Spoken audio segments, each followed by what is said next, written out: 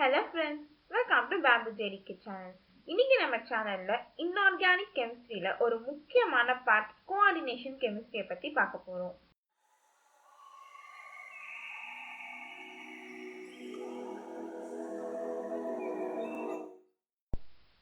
இப்போ கோஆர்டினேஷன் கெமிஸ்ட்ரியை பத்தி ஒரு சின்ன இன்ட்ரோ. நமக்கு மாலிக்யூல்ஸ் இல்லைன்னா அடிஷன் காம்பவுண்ட்ஸ் எப்படி ஃபார்ம் ஆகும்? 2 இல்ல 3 atoms are more than 3 atoms வந்து ஸ்டாக்கியோமெட்ரிக் ரேஷியோல பாண்டா இருக்கும். ஸ்டாக்கியோமெட்ரிக்னா ஒரு கரெக்ட் ப்ரொபோர்ஷன். அதாவது ஃபார் எக்ஸாம்பிள் வாட்டர்னா 2 ஆட்டம்ஸ் ஆஃப் ஹைட்ரஜன்னா 1 ஆட்டம்ஸ் ஆஃப் ஆக்சிஜன், அப்போ 2:1 அந்த மாதிரி ஒரு பெர்ஃபெக்ட் ரேஷியோ தான் நம்ம ஸ்டாக்கியோமெட்ரி அப்படின்னு சொல்லுவோம். ஸோ அந்த மாதிரி ஒரு கரெக்டான பெர்ஃபெக்டான அமௌண்ட்ல 2 ஆர் மோர் தேன் 2 ஆட்டம்ஸ் வந்து சேர்ந்து நமக்கு மாலிக்யூல் ஆர் அடிஷன் காம்பவுண்ட்ஸ் தருது. இந்த மாலிக்யூல் ஆர் அடிஷன் காம்பவுண்ட்ஸ் வந்து 2 கேட்டகரியில ஒரு பேஸ்ட் ஆன் கேரக்டர் 2 கேட்டகரியில நம்ம டிஸ்கிரைப் பண்ணா. First one compounds which lose their identity in solution. அதாவது சொல்யூஷன்ல அதை டிசால்வ் பண்ணோம்னா தன்னுடைய ப்ராப்பர்ட்டிஸ் தன்னுடைய ஐடென்டிட்டியை வந்து அது கம்ப்ளீட்டா லூஸ் பண்ணும். செகண்ட் ஒன் சாலிட் ஸ்டேட்ல இல்லாத ஐடென்டிட்டி நம்ம சொல்யூஷன்ல போட்ட உடனே அதுக்கு ஒரு புது ஐடென்டிட்டி வரும். ஸோ இந்த மாதிரி நம்ம 2 கேசஸ் ஆஃப் மாலிக்யூல்ஸை நம்ம படிக்கலாம். ஸோ நம்மளோட கோஆர்டினேஷன் காம்பவுண்ட் எந்த கேஸ்ல விழுதுன்னு பார்த்தீங்கன்னா 2வது கேஸ்ல விழுது. அதாவது நம்ம ஒரு 2 இல்ல 3 காம்பவுண்ட சொல்யூஷன்ல டிசால்வ் பண்ணோம்னா அந்த காம்பவுண்ட்ஸ்ல இருக்க ஃப்ரீ அயான், அதாவது டிசால்வ் ஆன உடனே அந்த காம்பவுண்ட் ஸ்பிளிட் ஆகி தன்னுடைய அயானா மாறிடும். அதாவது பாசிட்டிவ் சார்ஜ் இருந்தா கேட்டயானா, நெகட்டிவ் சார்ஜ் இருந்தா ஆனயானா மாறிடும். ஸோ இந்த பாசிட்டிவ் சார்ஜ் ஆஃப் ஒரு மாலிக்யூல்ல இருக்க ஒரு சார்ஜும் இன்னொரு மாலிக்யூல்ல இருக்க இன்னொரு சார்ஜும் சேர்ந்து ஒரு காம்ப்ளெக்ஸ் ஃபார்ம் ஆகும். அதை நம்ம காம்பவுண்ட்னு சொல்ல முடியாது, பட் காம்ப்ளெக்ஸ் ஃபார்ம் ஆகும். அந்த காம்ப்ளெக்ஸ் தான் நம்ம கோஆர்டினேஷன் காம்பவுண்ட் அப்படின்னு சொல்லுவோம். இந்த காம்ப்ளெக்ஸ் எப்படி இருக்கும்னா நடுவில் ஒரு மெட்டல் ஆட்டம் இருக்கும், சென்ட்ரல் மெட்டல் ஆட்டம்னு சொல்லுவோம். அதை சுத்தி நமக்கு நிறைய டிஃப்ரெண்ட் காம்பவுண்ட்ஸ் ஆர் ஆட்டம்ஸ் வந்து பாண்ட் ஆயிருக்கும். பாண்ட் ஆகி ஒரு பெரிய ஸ்ட்ரக்சர், ஒரு காம்ப்ளெக்ஸ் ஸ்ட்ரக்சரை நமக்கு தரும். காம்பவுண்ட்னா சிம்பிளா இருக்கும், லைக் H2O, CH4 இந்த மாதிரி நமக்கு சிம்பிளா தரும். பட் இந்த கோஆர்டினேஷன் காம்பவுண்ட்ஸ் எப்படி இருக்கும்னு பாத்தீங்கன்னா அதுங்களுக்கு நடுவுல அந்த 2 பாண்டுங்க எல்லாமே வந்து நமக்கு கோஆர்டினேஷன் பாண்டா இருக்கும். அதனாலதான் இதுக்கு கோஆர்டினேஷன் காம்பவுண்ட்ஸ் அப்படின்னு பேர் வந்தது. அதாவது 2 ஆட்டமே வந்து தன்னுடைய எலக்ட்ரான்ஸை வந்து ஷேர் பண்ணிக்கிற வகையில அது பாண்டா இருக்கும். ஸோ அந்த மாதிரி பாண்ட் ஃபார்மேஷன் இன்வால்வ் ஆகி ஒரு காம்பவுண்ட் ஃபார்ம் ஆச்சுன்னா அதை நம்ம கோஆர்டினேஷன் காம்பவுண்ட் அப்படின்னு சொல்லுவோம். யூஸ்வலா காம்பவுண்ட்னாக்கா மேல வந்து நியூட்ரல் சார்ஜ், அதாவது ஒரு காம்பவுண்ட் மேல வந்து யூஸ்வலா நியூட்ரல் சார்ஜ் இருக்க மாதிரி நம்ம படிச்சிருக்கோம். பட் கோஆர்டினேஷன் காம்பவுண்ட்ல நமக்கு பாசிட்டிவ் சார்ஜும் இருக்கு, நெகட்டிவ் சார்ஜும் இருக்கு, நியூட்ரல் சார்ஜும் இருக்கு. அதாவது அந்த மொத்த என்டைட்டிக்கு மேல நமக்கு பாசிட்டிவ், நியூட்ரல், நெகட்டிவ் இந்த 3 சார்ஜஸுமே வரும். ஸோ இதுதான் கோஆர்டினேஷன் காம்பவுண்ட்ஸோடைய ஒரு சின்ன ஸ்பெஷாலிட்டி. சிங்கிள் என்டைட்டி அப்படின்னா என்னன்னா மொத்த ஒரு 3 இல்ல 3 or more than 3 compounds or atoms வந்து பாண்ட் ஆகி ஒரு சிங்கிள் ஸ்ட்ரக்சரை நமக்கு தருது. அதான் நம்ம சிங்கிள் என்டைட்டி அப்படின்னு சொல்லுவோம். ஸோ இந்த கோஆர்டினேஷன் காம்பவுண்ட்ஸை பத்தி படிக்கிற கெமிஸ்ட்ரியை தான் நம்ம கோஆர்டினேஷன் கெமிஸ்ட்ரி அப்படின்னு சொல்லுவோம். வாங்க இப்போ இந்த செஷன்ல நம்ம கோஆர்டினேஷன் காம்பவுண்ட்ஸை பத்தி இன்ட்ரோ, அதாவது நம்ம என்னென்னலாம் பத்தி படிக்க போறோம் அப்படின்றத இந்த டாபிக்ல பார்க்கலாம். நம்ம கோஆர்டினேஷன் காம்பவுண்ட்ஸை பத்தி தெரிஞ்சுக்கிறதுக்கு முன்னாடி டபுள் சால்ட்டுக்கும் கோஆர்டினேஷன் காம்பவுண்ட்க்கு என்ன டிஃபரன்ஸ் இருக்குன்னு பார்த்துக்கலாம். பிகாஸ் நிறைய பேர் இதில் தான் கன்ஃபியூஸ் ஆவீங்க. டபுள் சால்ட்னா என்ன, கோஆர்டினேஷன் காம்பவுண்ட்ஸ்னா என்ன அப்படின்ட்டு. டபுள் சால்ட்னா என்னன்னு பாத்தீங்கன்னா தண்ணியில டிசால்வ் பண்ணோம்னா அந்த சால்ட்டை அதோடைய டிசோசியேட் ஆகி தன்னுடைய அயான்ஸை வாட்டர்ல கொடுக்கக்கூடிய தன்மை உடையது டபுள் சால்ட். அதாவது ஒரு காம்பவுண்ட தண்ணியில கரைச்சோம்னா அதுக்குள்ள என்னென்ன ஆட்டம்ஸ் இருக்கோ அதெல்லாம் அயானா மாறி தண்ணியில ஸ்பிளிட் ஆயிடும். பட் கோஆர்டினேஷன் காம்பவுண்ட்ஸ் அப்படின்னு பாத்தீங்கன்னா நீங்க 2 இல்ல 3 காம்பவுண்ட தண்ணியில டிசால்வ் பண்ணீங்கன்னா நமக்கு ஒரு காம்ப்ளெக்ஸ் ஃபார்ம் ஆகும். ஸோ இந்த மாதிரி ஃபார்ம் ஆகுறத நம்ம கோஆர்டினேஷன் காம்ப்ளெக்ஸ் அப்படின்னு சொல்லுவோம். டபுள் சால்ட் வந்து டிசால்வ் ஆகும், கோஆர்டினேஷன் காம்பவுண்ட்ஸ் வந்து ஃபார்ம் ஆகும். ஸோ இங்க எப்படி ஃபார்ம் ஆகுதுன்னு பாத்தீங்கன்னா ஒரு சென்ட்ரல் மெட்டல் ஆட்டமை சுத்தி நிறைய லிகாண்ட் சேர்ந்து ஃபார்ம் ஆகும். இதுதான் நம்ம கோஆர்டினேஷன் காம்பவுண்ட் அப்படின்னு சொல்லுவோம். இங்க கோஆர்டினேஷன் காம்பவுண்ட்ல பாத்தீங்கன்னாக்கா நியூட்ரலாவும் இருக்கலாம், பாசிட்டிவ், நெகட்டிவ். ஏன்னா முன்னாடி சொன்ன மாதிரியே தான் எப்படி வேணாலும் அயான்ஸ் அந்த பாண்ட் ஆகிற ligand are any group of atoms வந்து என்ன சார்ஜ் வேணாலும் வச்சிருக்கலாம். பட் இங்க டபுள் சால்ட்ல பாத்தீங்கன்னா கண்டிப்பா அது மேல ஒரு பாசிட்டிவ் இல்ல நெகட்டிவ் சார்ஜ், பிகாஸ் அயானா தானே ஸ்பிளிட் ஆகும். ஸோ ஒரு குரூப் ஆஃப் ஆட்டம்ஸ்க்கு நடுவில் பாசிட்டிவ் சார்ஜும் இன்னொரு குரூப் ஆஃப் ஆட்டம்ஸ்க்கு நெகட்டிவ் சார்ஜும் கண்டிப்பா இருக்கும். ஸோ இந்த மாதிரி இருக்கிறது தான் double salt and coordination compound. இதுதான் பேசிக் டிஃபரன்ஸ் பிட்வீன் them. ஒரு எக்ஸாம்பிள் பார்க்கலாம். இங்க பொட்டாசியம் அண்ட் மோர் சால்ட் இருக்கு. பொட்டாசியம்ல பாத்தீங்கன்னா .12H2O இருக்கு. இது என்ன இண்டிகேட் பண்ணுதுன்னா, நம்ம டிசால்வ் பண்ணனா ஈஸியா இந்த காம்பவுண்ட் 12H2O மாலிக்யூல்ஸை கொடுத்து தன்னுடைய காம்பவுண்ட்ஸை வந்து தன்னுடைய கான்ஸ்டியூண்ட்டை வந்து அயான்ஸை மாத்திக்கிட்ட தன்மை இருக்கு. இதை பார்த்தோன்னே நம்ம தெரிஞ்சுக்கலாம். இந்த மாதிரி ஈஸியா ஸ்பிளிட்டிங் குரூப் இருக்கு அப்படின்னா அது நம்ம டபுள் சால்ட் அப்படின்னு சொல்லுவோம். பட் கோஆர்டினேஷன் காம்பவுண்ட்ல பாருங்க, CONH3 6 times and Cl thrice இப்படி இருக்கு. இந்த மாதிரி காம்பவுண்ட் எல்லாமே வந்து கோஆர்டினேஷன் பாண்ட் கொடுத்து ரொம்ப ஸ்ட்ராங்கா பாண்ட் ஆயிருக்கு. ஸோ இது வந்து நம்ம அவ்வளவு சீக்கிரம் பிரேக் பண்ண முடியாது. இதுதான் நம்ம கோஆர்டினேஷன் காம்பவுண்ட் அப்படின்னு சொல்லுவோம். நமக்கு பார்த்த உடனே தெரியும் எது டபுள் சால்ட் எது coordination compound. Maximum double salt எல்லாமே வந்து H2O மாலிக்யூல் வந்து அட்டாச் ஆன மாதிரி இருக்கும். பட் கோஆர்டினேஷன் காம்பவுண்ட் ஒரு காம்ப்ளெக்ஸாவே நமக்கு தெரியும். எல்லாமே வந்து ஒண்ணுக்குள்ள ஒண்ணு கோஆர்டினேஷன் பாண்ட் வச்சிருக்க மாதிரியே தெரியும். ஸோ இதுதான் பேசிக் difference between double salt and coordination compound. Next நம்ம பார்க்க போறது terminologies used in coordination chemistry.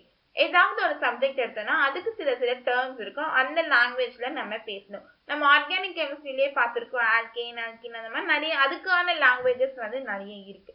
So அந்த மாதிரி கோஆர்டினேஷன் கெமிஸ்ட்ரியிலையும் கொஞ்சம் லாங்குவேஜ் இருக்கு.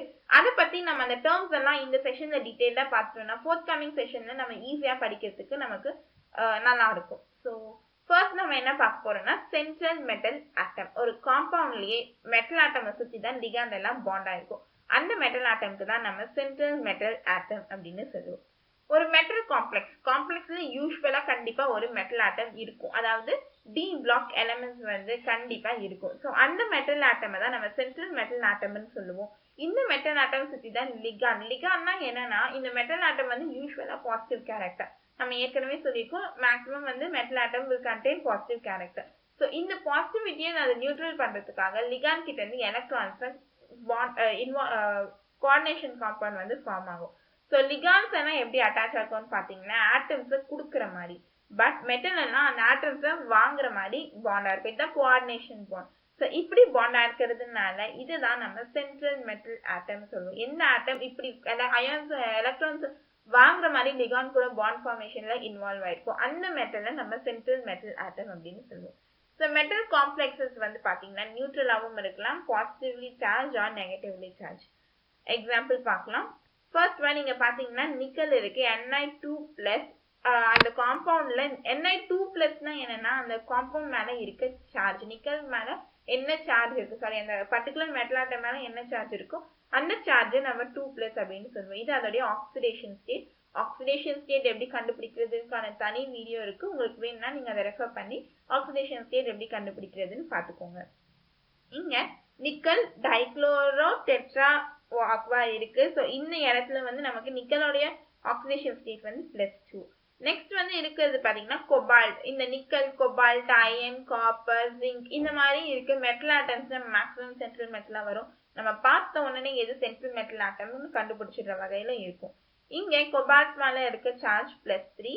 அண்ட் தென் நெக்ஸ்ட்ல பாத்தீங்கன்னா ஃபெரஸ் அதாவது அயன் இருக்கு. ஸோ அயன் மேல இருக்க சார்ஜ் வந்து -3. இன்னொன்னு பாத்தீங்கன்னா நம்ம யூஸ்வலா காம்பவுண்ட் எழுதும் போது சிம்பிள் ஃபர்ஸ்ட் எழுதிட்டு நம்பர் அடுத்து எழுதுவோம்.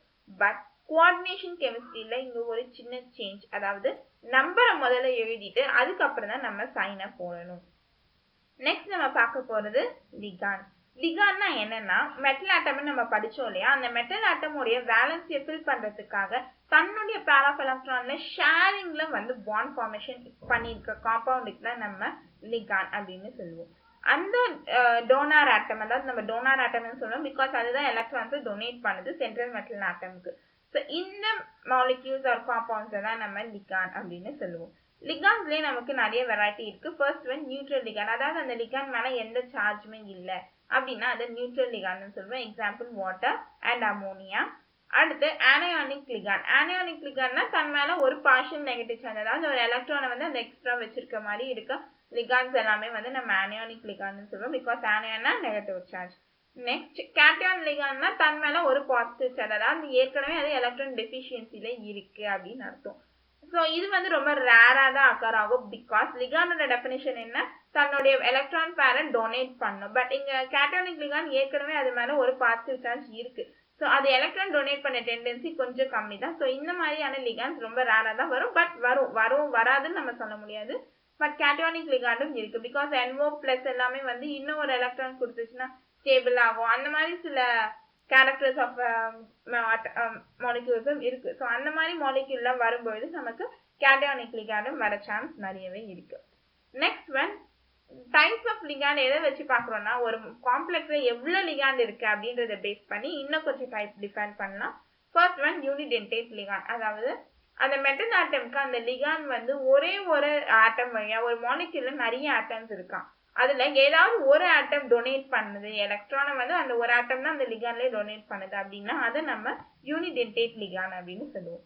சப்போஸ் அந்த ஒரு லிகாண்ட்லயே 2 ஆட்டம்ஸ் வந்து எலக்ட்ரான் டொனேட் பண்ற கெப்பாசிட்டி இருக்கு அப்படின்னா அதை நம்ம பைடென்டேட் லிகாண்ட்னு சொல்லுவோம். Example ethylene diamine. இதை நம்ம கோஆர்டினேஷன் கெமிஸ்ட்ரியில EN அப்படின்னு சொல்லுவோம். அண்ட் ஆக்சலேட் அயானுக்கு OX அப்படின்னு சொல்லுவோம். Next tridentate ligand. அந்த ஒரே லிகாண்ட்ல 3 ஆட்டம்ஸ் வந்து நமக்கு எலக்ட்ரான் கொடுக்குற பவர் இருக்கு கெப்பாசிட்டி இருக்கு அப்படின்னா அதை நம்ம ட்ரைடென்டேட் லிகாண்ட் அப்படின்னு சொல்லுவோம். Example di ethyl triamine. Next வந்து பாத்தீங்கன்னா எக்ஸாடென்டேட் லிகாண்ட். அதாவது எக்ஸ்னா 6 நம்ம படிச்சிருக்கோம் இல்லையா, எக்ஸானா 6. ஸோ 6 ஆட்டம்ஸ் வந்து டொனேட் பண்ற கெப்பாசிட்டி இருக்கு அப்படின்னா அதை எக்ஸாடென்டேட் லிகாண்ட் அப்படின்னு சொல்லுவோம். Example EDTA. இந்த 4 லிகாண்ட் தான் மேக்ஸிமம் நம்ம ஃப்ரீக்வெண்டா யூஸ் பண்ற டைப்ஸ் ஆஃப் லிகாண்ட்ஸ்லேயே வரும். ஸோ இந்த லிகாண்ட்ஸ் எல்லாம் நம்ம நல்லா படிச்சுக்கிறது நமக்கு கொஞ்சம் பெனிஃபிட்டா இருக்கும். ஸோ நெக்ஸ்ட் நம்ம பார்க்க போறது கோஆர்டினேஷன் ஸ்பியர். கோஆர்டினேஷன் ஸ்பியர்னா என்னன்னா நம்ம ஒரு எக்ஸாம்பிள் பார்த்திருப்போம் கோஆர்டினேஷன் காம்பவுண்டுக்கான எக்ஸாம்பிள். அந்த காம்பவுண்ட்ல பாத்தீங்கன்னா பிராக்கெட்குள்ள சென்ட்ரல் மெட்டல் ஆட்டம்ஸையும் லிகாண்டோட கோஆர்டினேஷன் ஃபார்மேஷனையும் கொடுத்திருப்பாங்க. அதுதான் நம்ம கோஆர்டினேஷன் ஸ்பியர் அப்படின்னு சொல்லுவோம். பட் வெளில இருக்கிற யூனிட்டை நம்ம கம்பேர் பண்ண மாட்டோம். ஸோ இந்த கோஆர்டினேஷன் ஸ்பியர் வந்து ஒரு சிங்கிள் யூனிட்டா நமக்கு பிஹேவ் ஆகுது. ஸோ அந்த பிராக்கெட்குள்ள மெட்டல் ஆட்டம்ஸ் லிகாண்டோ கோஆர்டினேஷன் பாண்ட்ல இன்வால்வ் ஆயிருக்கிறதுனால அந்த பிராக்கெட்குள்ள இருக்க அந்த ஸ்பியருக்கு மட்டும் நம்ம கோஆர்டினேஷன் ஸ்பியர் அப்படின்னு நம்ம பேர் வச்சிருக்கோம். நெக்ஸ்ட் வந்து பாத்தீங்கன்னா அயனைசேஷன் ஸ்பியர். அதாவது இந்த பிராக்கெட்க்கு வெளில வந்து சில காம்பவுண்ட்ஸ் எல்லாமே வந்து இருக்கும். ஸோ காம்பவுண்ட்ஸ் ஆர் ஆட்டம்ஸ் வந்து இருக்கும். அதுதான் வந்து நம்ம இந்த கோஆர்டினேஷன் ஸ்பியர் மேல ஒரு சார்ஜ் உண்டாகிறதுக்கு either maybe positive or negative எது அந்த சார்ஜ் உண்டாகிறதுக்கான காரணம் அதுக்கு வெளில இருக்க அந்த ஆட்டம்ஸ் ஆர் மாலிக்யூல்ஸ் தான். ஸோ இதுதான் நம்ம வந்து அயனைசேஷன் ஸ்பியர் அப்படின்னு சொல்லுவோம். அதாவது அந்த கோஆர்டினேஷன் ஸ்பியருக்கு வெளில இருக்க ஆட்டம்ஸ் எல்லாமே வந்து நம்ம அயனைசேஷன் ஸ்பியர் அப்படின்னு சொல்லுவோம். நெக்ஸ்ட் வந்து பாத்தீங்கன்னா கோஆர்டினேஷன் நம்பர். அதாவது அந்த சென்ட்ரல் மெட்டல் ஆட்டம் கூட எத்தனை லிகாண்ட் பாண்ட் ஆயிருக்கோ அதுதான் நம்ம கோஆர்டினேஷன் நம்பர் அப்படின்னு சொல்லுவோம்.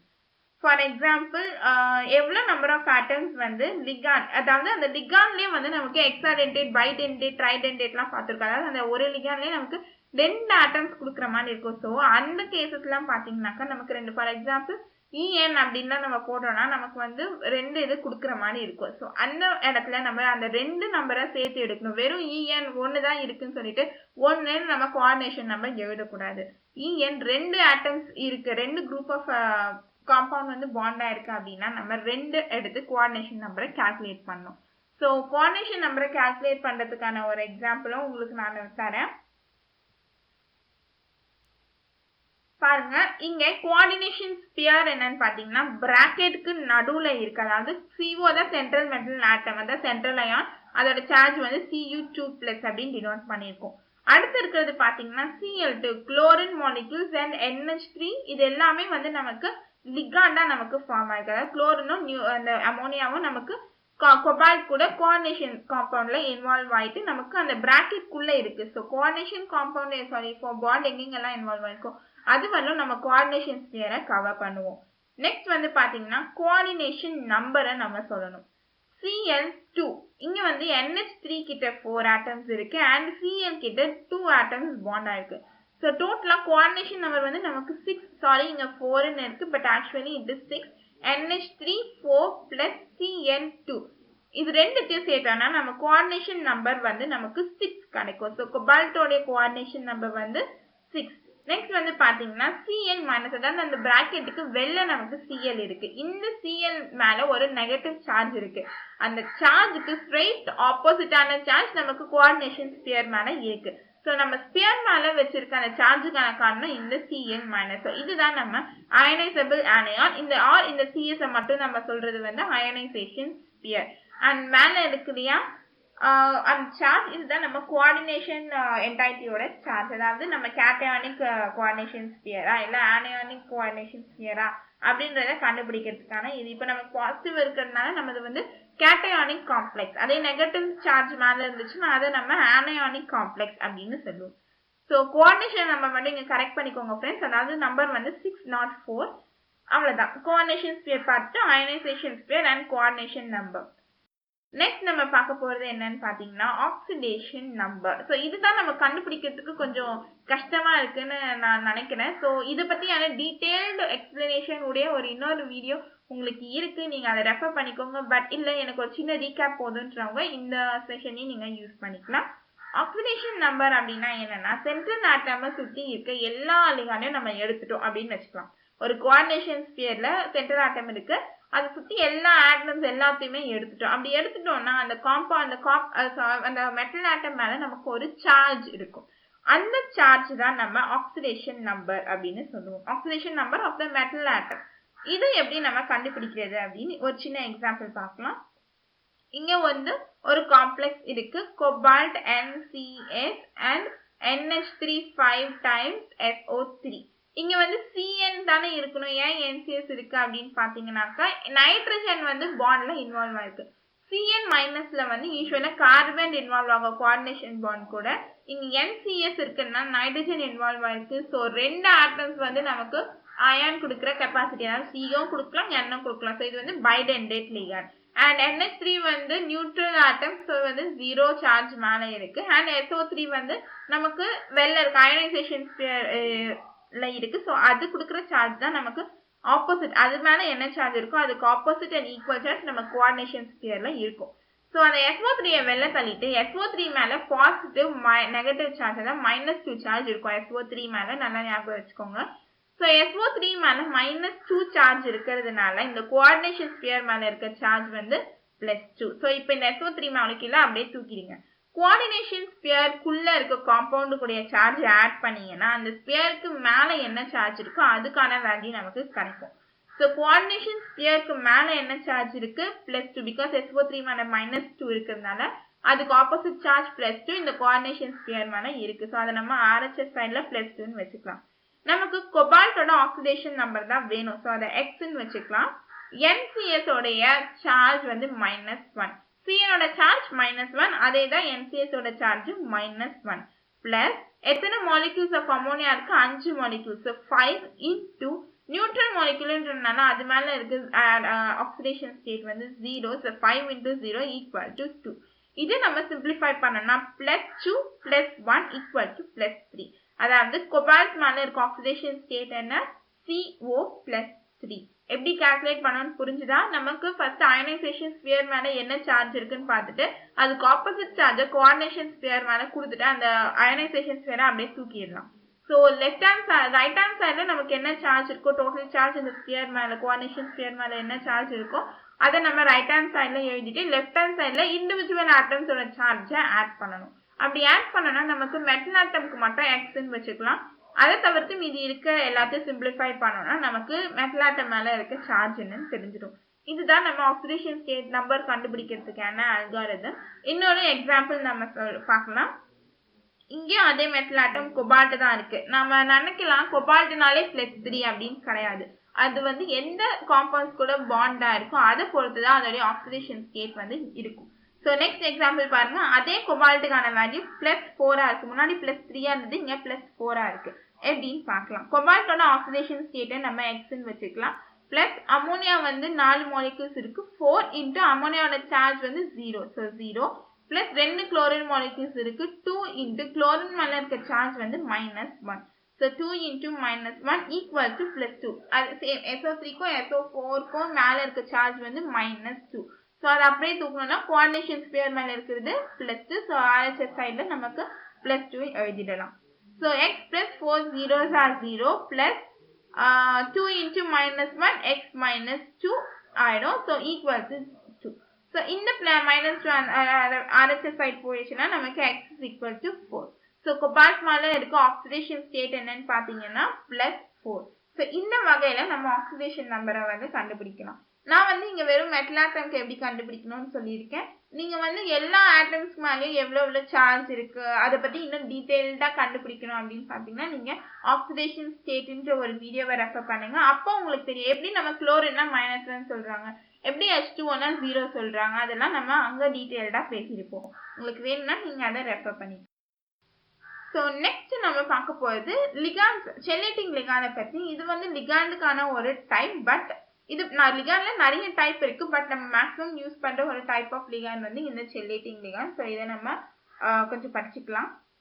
செல்லேட்டிங் லிகாண்ட்னா நத்திங் பட் ஒரு லிகாண்ட் இருக்கு, அதுல ஒன்னுக்கும் மோர் தென் 1 ஆட்டம்ஸ் வந்து எலக்ட்ரான் டொனேட் பண்ற கெப்பாசிட்டி இருக்குன்னு வச்சுக்கலாம். அப்படி அந்த கெப்பாசிட்டி உடைய ஆட்டம் சேம் டைம்ல ஒரே மெட்டல் ஆட்டம் கூட 2 தடவை பாண்ட்ல இன்வால்வ் ஆயிருக்கு. அதாவது 2 இடத்துல இருந்தும் அது bond formation central metal atom கூட இன்வால்வ் ஆயிருக்கு. கோஆர்டினேஷன், சைமல்டேனியஸ் கோஆர்டினேஷன் பாண்ட் இருக்கு அப்படின்னா அதை நம்ம செல்லேட்டிங் லிகாண்ட் அப்படின்னு சொல்லுவோம். ஸோ அப்படி நம்ம செல்லேட்டிங் லிகாண்ட் பாண்ட் ஃபார்மேஷன்ல இன்வால்வ் ஆயிருக்குன்னா ஒரு ஸ்ட்ரக்சர் ப்ரொடியூஸ் பண்ண கால்டு செல்லேட். ஸோ இப்படி ஒரே லிகாண்ட் 2 பாண்ட் இருக்கிறதுனால அந்த பாண்ட் ரொம்ப ஸ்ட்ராங்கா இருக்கிறதுனால அந்த ஸ்டெபிலிட்டி ஆஃப் த காம்ப்ளெக்ஸ் வந்து இன்க்ரீஸ் ஆகும். செல்லேட்டிங் லிகாண்ட் யூஸ் பண்ணோம்னா ஸ்டெபிலிட்டி ஆஃப் த காம்ப்ளெக்ஸ் வந்து இன்க்ரீஸ் ஆகும். ஸோ இந்த எஃபெக்ட்டுக்கு பேரு தான் செல்லேஷன் எஃபெக்ட். அதாவது ஒரே லிகாண்ட் 2 பாண்ட் தன்னோட டிஃப்ரெண்ட் ஆட்டம்ஸ்ல இருந்து சென்ட்ரல் மெட்டல் ஆட்டம் கூட வச்சிருக்கிறதுனால stability increase ஆகும். and the structure is called as cellate and this effect is called as the cellation effect. So அவ்வளவுதான் ஒரு செல்லேட்டிங் லிகாண்ட் பத்தியான ஒரு சின்ன எக்ஸாம்பிள் பாருங்க. இங்க CH2 NH2 NH2 single bond CH2 single bond CH2 single bond NH2 இருக்கு. இதுதான் நம்மளோட actual compound. But metal atom கீழே ரெட் கலர்ல அதுதான் நம்மளோட சென்ட்ரல் மெட்டல் ஆட்டம். பட் ஒரே காம்பவுண்ட சேர்ந்து 2 நைட்ரஜன் ஆட்டம் டிஃப்ரெண்ட் பாண்ட், அதாவது ஒரே டைம்ல 2 கோஆர்டினேஷன் பாண்ட் வச்சிருக்கு. ஸோ இதுதான் நம்ம செல்லேட்டிங் லிகாண்ட். அதாவது இந்த மேல என்ன லிகாண்ட் நமக்கு ஜாயின் ஆயிருக்கோ அந்த லிகாண்டுக்கு பேரு செல்லேட்டிங் லிகாண்ட். அண்ட் 2 பாண்ட் இருக்கிறதுனால ஸ்ட்ராங்கா இருக்க stability will be greater and this effect is called as the chelation effect. Okay friends, இந்த செஷன்ல நம்ம கோஆர்டினேஷன் கெமிஸ்ட்ரி பத்தின டெர்மினாலஜிஸ் அண்ட் கோஆர்டினேஷன் காம்பவுண்ட்ஸ் என்னன்னு ஒரு சின்ன இன்ட்ரோ பார்த்தோம். இதுக்கு மேல நம்ம கோஆர்டினேஷன் காம்பவுண்ட்ஸ் படிக்கிறதுக்கு ரொம்ப ஈஸியாவே இருக்கும். ஸோ ஃப்ரெண்ட்ஸ், உங்களுக்கு இந்த வீடியோ பிடிச்சிருந்துச்சுன்னா சப்ஸ்கிரைப் பண்ணுங்க அண்ட் கமெண்ட் பண்ணுங்க. தேங்க்யூ ஃபார் வாட்சிங்.